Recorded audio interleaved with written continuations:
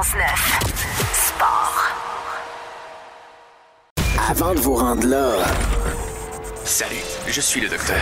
On a le résultat de vos tests. Conseils, prévention, promotion des saines habitudes de vie, médecine du sport. Avec le physiothérapeute Stéphane Fournier. Ouf, on l'a échappé belle. Bonjour Stéphane. Salut Steph. Hey, salut les gars, merci parce que il est sympathique le thème puis il me fait sourire à chaque fois. Alors Stéphane, comme disent les Anglais, pas de pain, pas de gain. No pain, no gain. Ben écoute, c'est ça. On se parle ce matin. Là, on sort un peu de nos bonnes habitudes de se faire un quiz pour se parler de ce thème-là, là, de Problem of Pain. Le documentaire qui est sorti cette semaine à TSN, on s'en est brièvement parlé, Louis-Philippe, puis écoute, je sais pas, Gilbert, tu as eu la chance de regarder ce documentaire-là? Non, j'ai pas vu. On a cité en ondes cette semaine qu'est-ce qui s'est dit. On en a parlé beaucoup, par exemple. À Gilbert, oui, on a eu des bonnes discussions en ondes, notamment quelques citations. Lorraine Kessler, là, qui souffre de problèmes intestinaux, de la maladie de Crohn, qui lui prenait quotidiennement ce médicament antidouleur qui, normalement, doit être utilisé sur une période de 3 à 5 jours maximum. Lui, il a développé des trous dans son côlon, des ulcères, des spasmes aux intestins.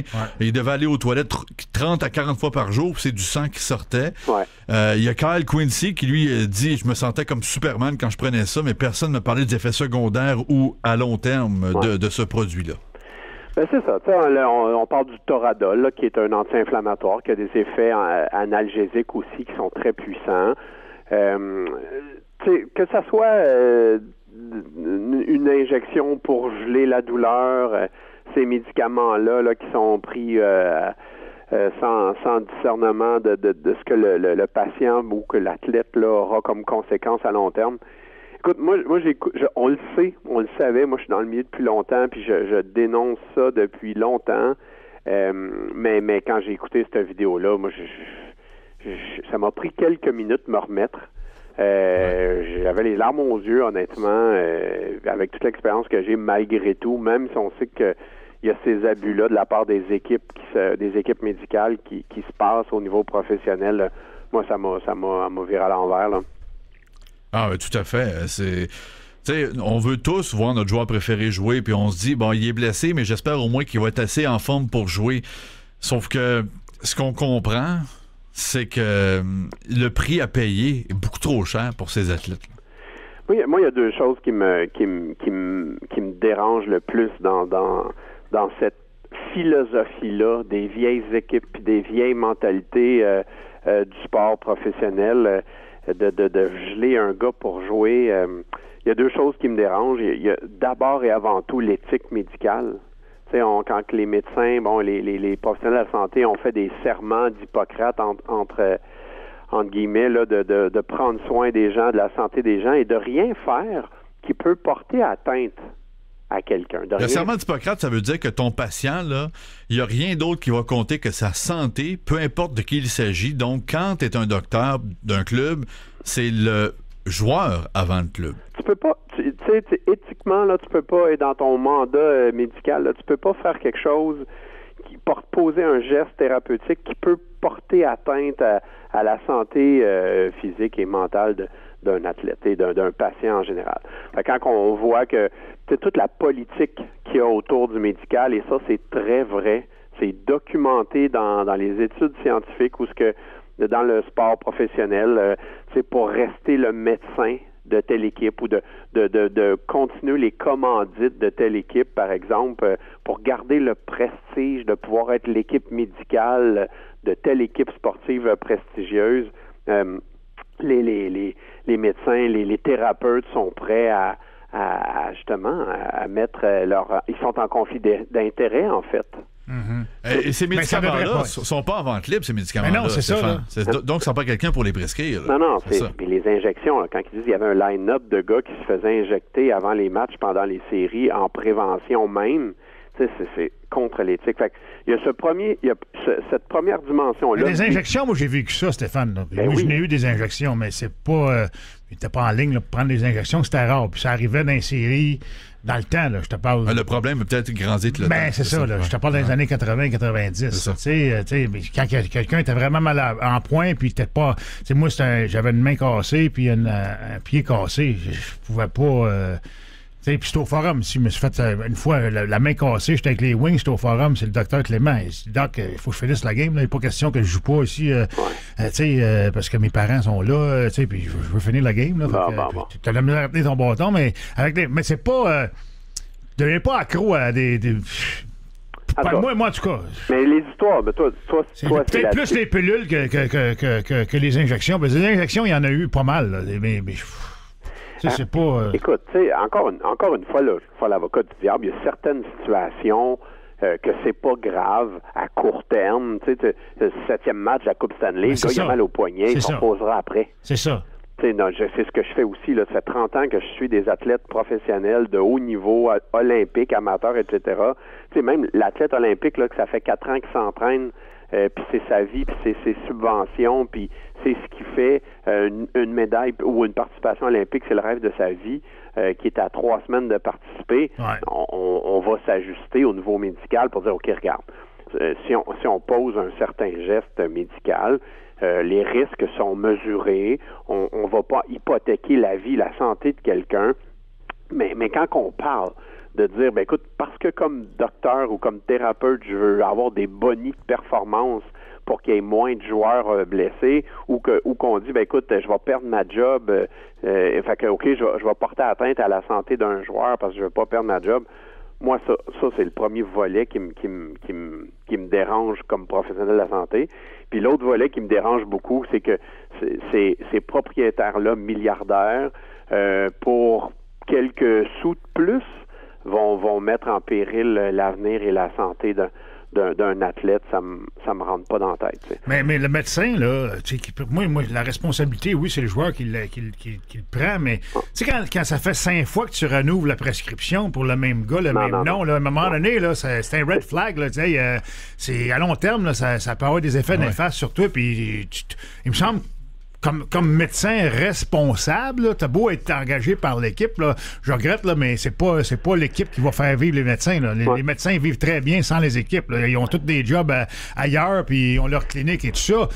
C'est le médecin à dire, hey, écoute bien, Ryan, là, dans le cas de Kessler, il dit, hey, ça fait trop, là, c'est pas bon. Éventuellement, tu vas avoir des problèmes d'estomac ou de digestion. Kessler n'a pas les compétences médicales pour juger. C'est un joueur de hockey. C'est pas à lui à décider de ça. Puis le coach non plus, puis le DG non plus, puis le propriétaire non plus. C'est au médecin à prendre ces décisions-là. Ce qui est paradoxal, les gars, dans toute cette histoire-là, c'est que les équipes médicales marionnettes qui acceptent de jouer cette game-là pour pas perdre leur job, ben ça parle d'eux au niveau compétences professionnelles. Moi, ce que je te dis, c'est que va chercher les meilleurs des meilleurs. Va chercher les meilleurs docteurs, va chercher les meilleurs physios, mets-les en charge de l'équipe et en ayant cherché de la compétence, de la très grande compétence, on gagne plus de matchs. On a moins de matchs perdus. Tu sais, quand tu décides de retourner ton meilleur joueur au jeu trop rapidement pour pas perdre ta job, là, puis qu'il se reblesse, puis que tu le perds pour le reste de la saison, ou que tu le perds pour d'autres moments, tu gagnes pas. Fait que tu sais, la seule façon que c'est mais tu vas jaser avec le coach, tu vas jaser avec le médecin. C'est des choses. Ben, attends une minute, là. J'étais dans le vestiaire, moi, j'ai vécu ça, là. Ben oui. Puis tu vas jaser avec le médecin, tu vas jaser avec le coach. Y a-tu du danger? Y a-tu ci? Y a-tu ça? C'est quoi les conséquences? C'est des points, moi, dans les années où moi je jouais, c'est des points qui étaient abordés, là. Ben, en réalité, comment ça se passe? Puis ce qu'on voit dans le documentaire, c'est que présentement. Y a-tu du danger? C'est ça. C'est présentement, ce que tu vois, c'est que généralement, le joueur, lui, il veut revenir, puis il veut le plus vite possible, il va prendre des raccourcis pour s'y rendre. Et si un produit existe, peu importe la pilule, pour jouer, il va le prendre. La responsabilité à ce moment-là, il faut que tu l'enlèves le trainer, le médecin, le coach, même le protéger contre le joueur. C'est ça. Si le médecin dit au coach, hey, lui, là, il peut pas jouer, mais même s'il garde, il peut pas jouer, c'est trop. Il joue pas, puis tu joues pas, puis c'est tout. Mais le problème, les gars, puis tu l'as mentionné l'autre fois, LP, là. Tu sais, si le gars, il est sur la bulle, là. Tu sais, mettons, c'est un gars de 3e trio, 4e trio, un 5e, 6e défenseur qui ben, c'est ça. Tu sais, puis lui, il veut pas perdre sa job. C'est sûr que si le gars, il a un contrat de 10 ans à 8 millions par année. Mais je vais profiter de la présence de Stéphane pour lui poser une question. Ce documentaire-là qui a fait grand bruit en pleine finale de la Coupe Stanley, là. Ouais. As-tu l'impression que de présenter des cas réels avec des noms, là, pas juste des anonymes qui parlent, là, est-ce que on va évoluer dans la mentalité? Est-ce que tu penses que c'est assez ce qui vient de se produire là pour que ce produit arrête de proliférer dans les vestiaires? Malheureusement, c'est un... Bah, écoute, quelque part, il faut commencer. Il faut dénoncer. C'est la première façon de souhaiter un changement. Moi, ce que je peux te dire, c'est que plus l'organisation est ancienne, plus elle est vieille, bien, plus elle a des vieilles façons de penser, des vieilles philosophies. La façon de changer ça, c'est de mettre du renouveau, accepter un renouveau avec des nouvelles figures, des nouveaux intervenants qui ont une philosophie actuelle de faire de la médecine du sport.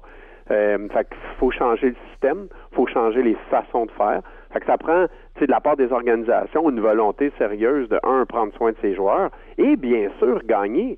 Moi, comme thérapeute du sport, comme physiothérapeute du sport, là, ma priorité, c'est, la santé du joueur. La santé du joueur. Mais 2, c'est de gagner des matchs.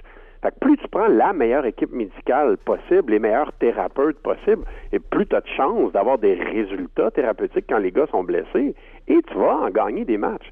Et non pas, comme je te dis, y aller avec des gens qui acceptent de jouer la game, qui sont là depuis 1 million d'années avec l'équipe, puis qui changent pas les façons de faire. Et c'est pas pour rien que les joueurs vont demander des deuxièmes opinions. Ils vont demander des deuxièmes opinions parce qu'ils n'ont pas le meilleur des services qui se fait. Une super équipe professionnelle là, qui a les moyens de se les payer devrait envoyer le message et devrait définitivement s'assurer qu'ils ont la meilleure équipe médicale possible. Et comment qu'on fait ça, les gars? En terminant, Stéphane, il faut se laisser... Oui, il faut terminer. Oui. Mais ce qu'il faut faire, en fait, c'est pas compliqué, c'est que l'équipe professionnelle devrait appeler un comité expert extérieur de professionnels, des médecins, des physios, etc., pour évaluer des candidatures et de choisir, s'assurer qu'on prend la meilleure équipe médicale possible. Un médecin-chef en médecine du sport qui travaille en collaboration avec un co-chief medical officer qui serait un physiothérapeute du sport, puis c'est le physiothérapeute qui devrait être en chef de la réadaptation des joueurs avec un excellent médecin du sport qui s'occupe du médical. En 2020-2021, c'est vers ça qu'on devrait s'en aller. Merci Stéphane, passe une belle semaine, sans douleur. Plaisir, prenez soin de vous. Salut Steph. Bye.